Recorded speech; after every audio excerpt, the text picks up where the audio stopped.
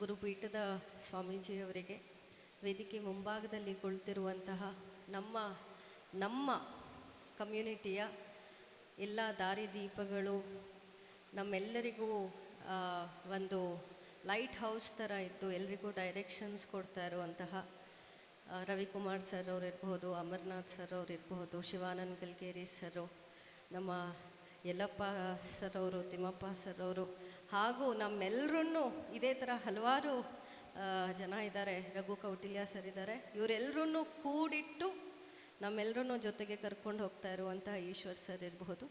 ಎಲ್ರಿಗೂ ಮೊದಲನೇದಾಗಿ ನಮಸ್ಕಾರ. ಸೊ ನಮ್ಮ ತಂದೆ ತುಂಬ ಆ್ಯಕ್ಟಿವ್ ಆಗಿ ಕಮ್ಯುನಿಟಿಯಲ್ಲಿ, ಅಂದರೆ ಅವರು ಕುಣಿಗಲ್ನಲ್ಲಿ, ತುಮಕೂರು ಜಿಲ್ಲೆಯಲ್ಲಿ ನಮ್ಮ ಮಡಿವಾಳ ಸಂಘದ ಅಧ್ಯಕ್ಷರಾಗಿ ಕಾರ್ಯನಿರ್ವಹಿಸಿದರು. ಆವಾಗ ತುಂಬ ನಮ್ಮ ತಂದೆಗೆ ತುಂಬ ಪ್ರೀತಿ, ನಮ್ಮ ಜನ, ನಮ್ಮವರು, ನಾವು ಬೆಳಿಬೇಕು, ನಾವೆಲ್ಲ ಒಟ್ಟಿಗೆ ಬೆಳಿಬೇಕು ಅನ್ನೋ ಆಸೆ. ಸೊ ಅವಾಗೆಲ್ಲ ಓಡಾಡಿದ್ರು. ನಾವೆಲ್ಲ ತುಂಬ ಚಿಕ್ಕವರು, ಅವಾಗೆಲ್ಲ ನೋಡ್ತಾ ಇದ್ವಿ, ಅಪ್ಪ ಕುಣಿಗಲ್ಗೆ ಹೋಗ್ತಾ ಇದ್ದಾರೆ, ಸಂಘ ಮಾಡ್ತಾ ಇದ್ದಾರೆ ಅಂತ ಗೊತ್ತಿತ್ತು. But we just did not know anything more than that. ಅದಾದ ನಂತರ ನಮ್ಮ ತಂದೆ ತೀರ್ಕೊಂಡ್ಮೇಲೆ ನಾವು ಒಂದು ಸ್ವಲ್ಪ, ಅಂದರೆ ಏನು ನಡೀತಾ ಇದೆ ಅನ್ನೋದು ಗೊತ್ತಿರಲಿಲ್ಲ. ನಂತರ 2018-19 ರವಿಕುಮಾರ್ ಸರ್ ಮೂಲಕ ನನಗೆ ಈಶ್ವರ್ ಮಡಿವಾಳ್ ಸರ್ ಅವರು ಪರಿಚಯ ಆದರು. ಅವತ್ತಿಂದ ಐ ಮಸ್ಟ್ ಸೇ ದಟ್ ಎಷ್ಟೊಂದು ಜನ ಮುಂದೆ ಬಂದು ತುಂಬ ಒಳ್ಳೆ ಕಾಸ್ ಆಗಿರುವಂತಹ ಎಜುಕೇಷನ್, ಇದಕ್ಕೆ ತಮ್ಮ ಶಕ್ತಿ ಅನುಸಾರ, ಶಕ್ತಿ ಇರೋರು 500 ರೂಪಾಯಿಯೂ ಕೊಟ್ಟಿದ್ದಾರೆ, 5,000 ರೂಪಾಯಿಯೂ ಕೊಟ್ಟಿದ್ದಾರೆ, 5 ಲಕ್ಷ ರೂಪಾಯಿಯೂ ಕೊಟ್ಟಿದ್ದಾರೆ. ಹೀಗೆ ಕೊಟ್ಟು ಹಲವಾರು ಮಕ್ಕಳಿಗೆ ದಾರಿದೀಪವನ್ನು ತೋರಿಸಿದ್ದಾರೆ. ಎಷ್ಟೊಂದು ಜನ ಮಕ್ಕಳು ದೇ ಆರ್ ಬಿಕಮಿಂಗ್ ಗ್ರ್ಯಾಜುಯೇಟ್ಸ್, ಹಾಸ್ಟೆಲ್ಗಳಲ್ಲಿ ಸೀಟ್ಸ್ಗಳು ತಗೊಳ್ತಿದ್ದಾರೆ. ಕೆಲವು ದುಡ್ಡಿಂದ ಆಗುವಂಥದ್ದು ಇದರಲ್ಲಿ ಗ್ರೂಪ್ಗಳಲ್ಲಿ ಗೊತ್ತಾಗ್ತಿದೆ.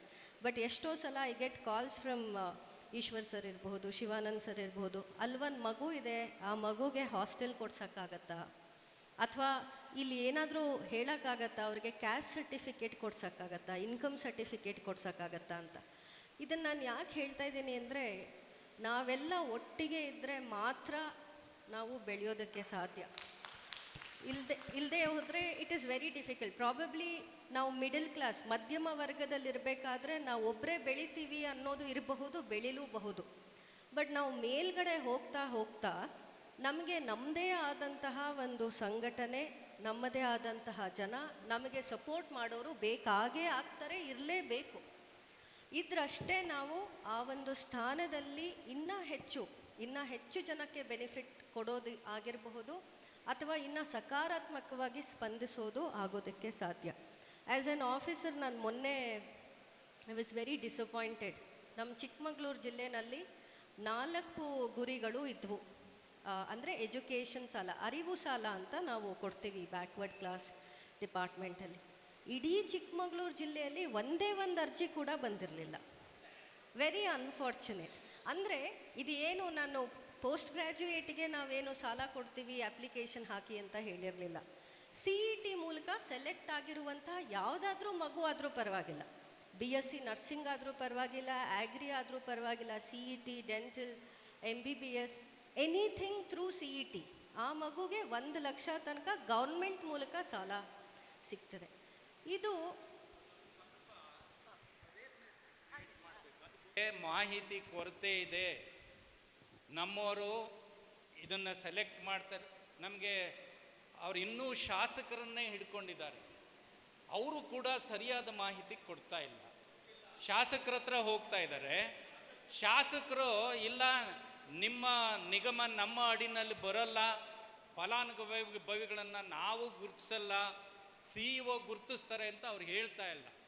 ಯಾಕೆ ಅಂದರೆ ಅವರು ಇಂಪಾರ್ಟೆನ್ಸ್ ಕಡಿಮೆ ಆಗ್ತದೆ ಅಂತೇಳಿ. ಹೌದಾ, ನಾನು ಮಾಡಿಸ್ಕೊಡ್ತೀನಿ ಇರು ಅಂತ ಅನ್ನೋದು ಆಗಲ್ಲ, ಅಲ್ಲೇ ಸುತ್ತಾ ಇದ್ದಾರೆ. ಮಾಹಿತಿ ಕೊರತೆ ಇದೆ. ನೀವು ಜಿಲ್ಲೆಯಲ್ಲಿ ಮುಖ್ಯ ಇರೋದ್ರಿಂದ ನೀವು ಯಾವ ರೀತಿ ಮಾಡ್ತಿರೋ ಗೊತ್ತಿಲ್ಲ. ನಮ್ಮ ಇಡೀ ಸಮಾಜಕ್ಕೆ ನಿಮ್ಮ ಮುಖಾಂತರ ಆ ಮಾಹಿತಿ ಹೋದರೆ ಅದು ಫಸ್ಟ್ ಹ್ಯಾಂಡ್ ಇನ್ಫಾರ್ಮೇಷನ್, ಆವಾಗ ನಿಮ್ಮ ಹತ್ರ ಬರ್ತಾರೆ. ಆ ಅವೇರ್ನೆಸ್ ತಾವು ಕ್ರಿಯೇಟ್ ಮಾಡಿ.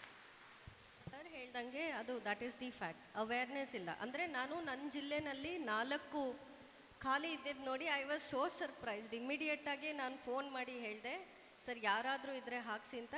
ನಮ್ಮ ಹಾಸನ ಜಿಲ್ಲೆಯಲ್ಲಿ ಒಬ್ಬರಿದ್ದವರು ಒಂದು ಕ್ಯಾಂಡಿಡೇಟ್ಗೆ ಹಾಕ್ಸಿದ್ರು. ನನಗೆ ಐ ವಾಸ್ ಸೋ ಸರ್ಪ್ರೈಸ್. ಇದೇನು ಹೀಗಾಗ್ತಾ ಇದೆ, ಪ್ರತಿದಿನ ಒಬ್ಬರಲ್ಲ ಒಬ್ಬರು, ನಾವು ಬಡವರು, ನಾವು ಇಡೀ ಕಮ್ಯುನಿಟಿ ಏನು ಶ್ರೀಮಂತರೇನಲ್ಲ, ನಾವೆಲ್ಲರೂ ಬಡವರೇ. ಇಷ್ಟೊಂದು ಬಡತನ ಇರೋರು ಯಾಕೆ ಅರಿವು ಸಾಲ ಆಗಲಿ ಇನ್ನೊಂದಕ್ಕೆ ಮುಂದೆ ಬರ್ತಿಲ್ಲ? ನೋಡೋಣ, ಸ್ಟೇಟ್ ವೈಡ್ ಅಂತ ನೋಡಿದರೆ ನಮ್ಮ ಇಡೀ ಕಮ್ಯುನಿಟಿಗೆ 52 ಅರಿವು ಸಾಲಕ್ಕೆ ಟಾರ್ಗೆಟ್ ಇತ್ತು. ನಮ್ಮ ಇಡೀ ರಾಜ್ಯದಲ್ಲಿ ಬಂದಿರುವಂಥ ಅಪ್ಲಿಕೇಶನ್ ಇಸ್ ಲೆಸ್ ದ್ಯಾನ್ 50%, 27 ಅಷ್ಟೇ ಬಂದಿತ್ತು. ಹಂಗಂದರೆ ಸರ್ ಹೇಳ್ದಂಗೆ ಅವೇರ್ನೆಸ್ ಇಲ್ಲ. ನಮ್ಮಲ್ಲಿ ಸಾಕಷ್ಟು ಸ್ಕೀಮ್ಗಳಿದ್ದಾವೆ. PMEGP ಎಂಪ್ಲಾಯ್ಮೆಂಟ್ ಜನ್ರೇಷನ್ ಪ್ರೋಗ್ರಾಮ್ ಇರಬಹುದು, ನಮ್ಮ ಅಗ್ರಿಕಲ್ಚರ್ ಡಿಪಾರ್ಟ್ಮೆಂಟಲ್ಲಿ ಸಾವಿರಾರು ಬೆನಿಫಿಟ್ಸ್ಗಳನ್ನ, 1 ಲಕ್ಷ ರೂಪಾಯಿ ಸಾಲ, 20,000 ರೂಪಾಯಿ ಸಾಲ, ಎಲ್ಲ ಥರದ ಸಾಲಗಳನ್ನ ನಾವು ಗೌರ್ಮೆಂಟಿಂದ ತಗೊಳ್ಳೋದನ್ನು ಅಭ್ಯಾಸ ಮಾಡ್ಕೊಳ್ಳೋಕ್ಕೆ ಶುರು ಮಾಡಬೇಕು. ಸೊ ತಾವು ಯಾವುದಾದ್ರೂ ಸಾಲಗಳನ್ನ ತಗೊಳ್ಳೋದು ನೋಡ್ತಾ ಇದ್ದರೆ, ಬಿ ಇಟ್ ಎಜುಕೇಷನ್ ಇಲ್ಲಿ ಇರಬಹುದು ಅಥವಾ ಎಸ್ಪೆಷಲಿ ಎಂಪ್ಲಾಯ್ಮೆಂಟ್ ಅಥವಾ ಸ್ಕಿಲ್ಲಿಂಗ್ ಇದ್ದರೆ, ದಯವಿಟ್ಟು ಅದನ್ನು ನೀವು ಕ್ವೆಶ್ಚನನ್ನು MCFನಲ್ಲಿ ಪೋಸ್ಟ್ ಮಾಡಿದರೆ ಅಥವಾ ಈಶ್ವರ್ ಸರ್ ಗಮನಕ್ಕೆ ತೊಗೊಂಡು ಬಂದರೆ, I will attend to it personally. ನನ್ನ ಜಿಲ್ಲೆಯಲ್ಲಿದ್ದರೆ ನಾನು 100% ಮಾಡ್ತೀನಿ. ಅದು ಇಟ್ಸ್ ಮೈ ಡ್ಯೂಟಿ, ನನ್ನ ಕರ್ತವ್ಯ ಅಂತ ಭಾವಿಸಿ ನಾನು ಅದನ್ನು ಮಾಡ್ತೀನಿ. ಬೇರೆ ಎಲ್ಲೇ ಇದ್ದರೂ ನಾನು ಮಾತಾಡ್ತೀನಿ ಆ CEO ಹತ್ರ. ಇವಾಗ ಇರೋ CEOಗಳು ಮೋಸ್ಟ್ ಆಫ್ ದೆಮ್ ನನ್ನ ಬ್ಯಾಚ್ಮೇಟ್ಸ್ ಅಥವಾ ನನ್ನ ಸೀನಿಯರ್ಸ್ ಇದ್ದಾರೆ. ಸೊ ನಾನೇ ಮಾತಾಡ್ತೀನಿ ಖುದ್ದು ಅವ್ರ ಹತ್ರ, ಮತ್ತು ಅವರಿಗೆ ಹೇಗೆ ನಮ್ಮವರಿಗೆ ಎಷ್ಟು ಬೆನಿಫಿಟ್ ಆಗೋದಕ್ಕೆ ಸಾಧ್ಯ ಅಷ್ಟು ತಲುಪಿಸೋದಕ್ಕೆ ಪ್ರಯತ್ನ ಪಡ್ತೀನಿ.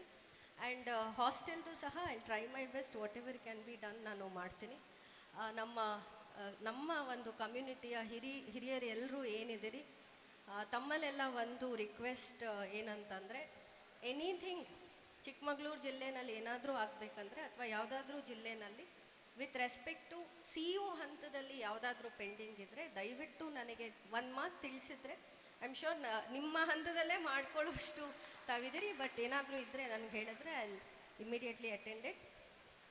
ಐ ವಾಸ್ ಟೆಲಿಂಗ್, ಒಂದಂತೂ ಸತ್ಯ, ಯಾವುದೇ ಒಂದು ಕಮ್ಯುನಿಟಿ, ಒಂದು ಸಮುದಾಯ ಬೆಳಿಬೇಕು ಅಂದರೆ ಎರಡರದೇ ಮೂಲಕ. ಒಂದು ಎಜುಕೇಷನ್, ಇನ್ನೊಂದು ಬಿಸ್ನೆಸ್. ಎರಡೇ. ನಾವು ಬರೀ ಓದ್ಬಿಟ್ಟು ಒಂದು ಕಡೆ ಎಂಪ್ಲಾಯಿ ಆಗಿರೋದು ಅಫ್ಕೋರ್ಸ್ ಅದು ಒಂಥರ, ಆದರೆ ನಾವೇ ಒಂದು ಎಂಪ್ಲಾಯ್ಮೆಂಟ್ ಜನ್ರೇಷನ್, ಉದ್ಯೋಗವನ್ನು ಸೃಷ್ಟಿಸಬೇಕು. ಆ ಥರ ಒಂದು ಪ್ರಾಜೆಕ್ಟ್ಸ್ಗಳಿಗೆ ಕೈ ಹಾಕೋದು ಸಹ ತುಂಬ ಇಂಪಾರ್ಟೆಂಟ್ ಇರುತ್ತೆ ಅಂತ ತಿಳಿಸ್ತಾ, ನಾನು ನಾಳೆ ಅಂಬೇಡ್ಕರ್ ಜಯಂತಿ ಇರೋದ್ರಿಂದ ನಾವು ಡಿಸ್ಟ್ರಿಕ್ಟಲ್ಲಿ ಇರಲೇಬೇಕು. ಈ ಒಂದು ಕಾರ್ಯಕ್ರಮಕ್ಕೆ ಅಂತಲೇ ನಾನು ಚಿಕ್ಕಮಗಳೂರಿಂದ ಬಂದೆ.